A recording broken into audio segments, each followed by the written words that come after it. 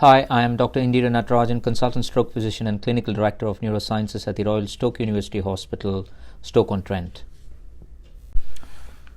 I'm now going to take you through the poster about the use of GECKO device, a neuromuscular electrostimulation device, and the resulting activation of the foot and calf muscle pumps for the prevention of venous thromboembolism in patients with acute stroke.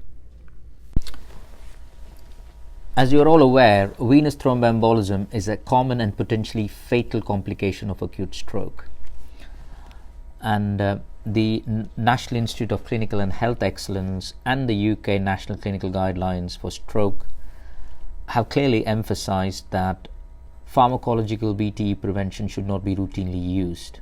And the reason why they've said that is at present, we do not have a mechanism to identify patients who are at high risk of VTE compared to outweigh the risk of hemorrhagic complications. So as it is difficult, the only evidence that we have which is accepted as the guidelines is from the CLOTS 3 trial, where IPC was found to improve VTE prevention compared to rest of the interventions. So as a standard of care, the first line of venous thromboembolism prevention is by starting the patients on IPC, which is otherwise called intermittent pneumatic compression. We were aware that there were alternatives to IPC called the neuromuscular electrostimulation devices, but clearly they were not used in this cohort of patients. And as a stroke unit, seeing around 1,200 confirmed strokes through our doors, we felt there was an unmet need in our population.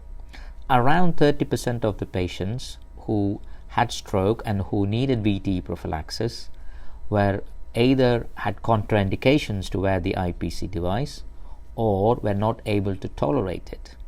And this 30% of patients, we are not very keen to take a risk of starting them on pharmacological VTE intervention. At this time, we were introduced to this device called the GECKO device, developed by First Kind Limited, which is a neuromuscular electrical stimulation device.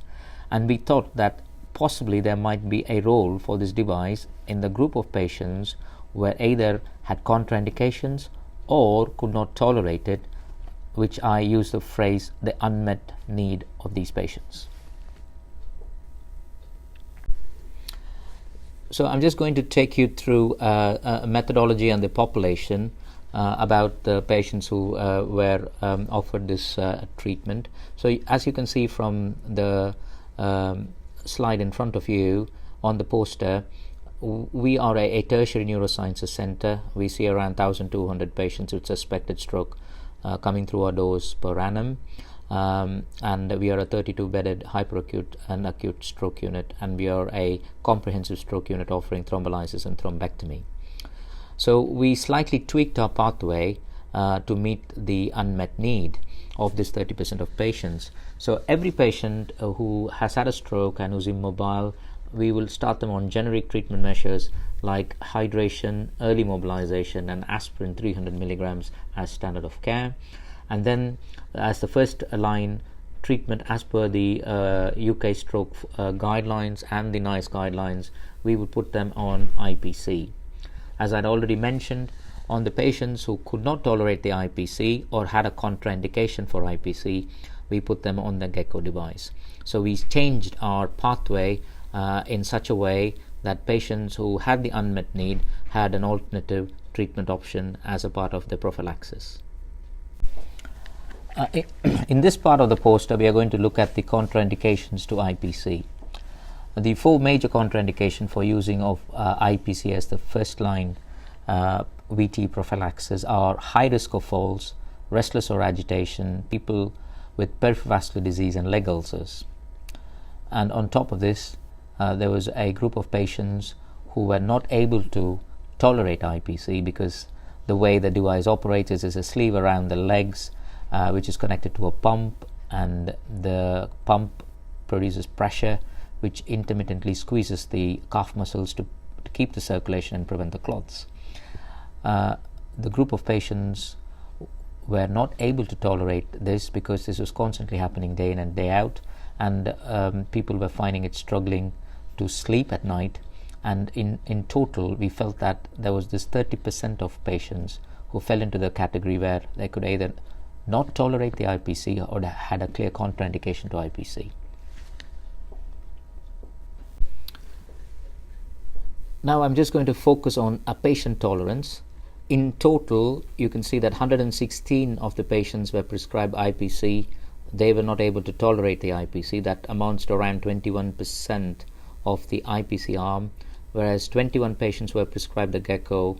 9.7% of the population were not able to tolerate it, and that is what has been emphasized and shown on this bar chart on the bottom of the poster. And now I'm just going to come to the most important part to look at what our observational study showed in terms of results. So what was the incidence of VTE in this population group over a period of 90 days from the start of the project on every patient. So you can just see that at the end of the study, when we looked at all the results, our total VTE was around in 15 patients, and you have to make sure that these are patients who had confirmed symptomatic VTEs. So of the 1,000 patients, 15 patients had VTE, 9 of them had DVT, and 6 of them had PE. So that was our total incidence during the study. So overall, that is quite a good sort of incidence in terms of looking at 1,000 patients. And if you break down to see which of the group of patients had the VTE, 11 patients developed VTE were just prescribed on the IPC alone. That was around 2.4%. One patient, that was around 1.2%, was prescribed IPC and then switched on to the gecko device as a secondary intervention. One patient developed a VTE despite being on anticoagulation, and there was one VTE event in patient who refused prophylaxis, and one event in a patient who was deemed mobile, where there was no need for prescribed prophylaxis as per our guidelines. And interestingly, there was no DVT or PE in patients treated with the gecko device as a primary VTE prophylaxis in this observational study. The bar chart here just explains in terms of exactly what I had said about the split of the VTE on the 1,000 patients that we had included in our study, and this just graphically shows how the patients who had VTE, in total 15 of them, were spread across all the treatments that were offered. And clearly what was interesting was that in this study, where we looked at 1,000 patients where gecko was used as a primary intervention, none of them had a VTE, whereas with IPC the total number of patients who developed a VTE were 11, which was around 2.4%, whereas in the group that had IPC as the first line and then where gecko was transferred as a second line, we had around 1.5% of the population. Now coming to the conclusion, this audit clearly showed a low incidence of symptomatic venous thromboembolism in a high-risk population of immobile stroke patients. And as I had already mentioned, it was around 1.5%, which is extremely good in terms of the prophylaxis offered.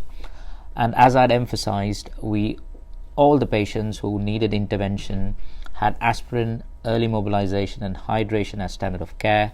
They had the IPC as the first intervention, and if they were having contraindications or if they could not tolerate, we used the gecko as the alternative device. This audit confirmed that the gecko is a safe and well tolerated in patients with acute stroke, and our data suggests that the device is as effective as IPC in our patient cohort. And what we picked up was that the total patients who were not able to get the IPC as the first intervention or could not tolerate was around 29.5%, and this was very similar to the cohort of patients that was described in the original CLOTS 3 paper. And what we also learned was the gecko device provided an alternative VT prophylaxis strategy in immobile stroke patients for the group of patients who were unable to tolerate the standard of care as per the national guidelines. The findings of this audit was purely on an observational basis, so we clearly need a randomized control study to provide evidence for effectiveness in comparison with established methods of VTE prophylaxis. Many thanks.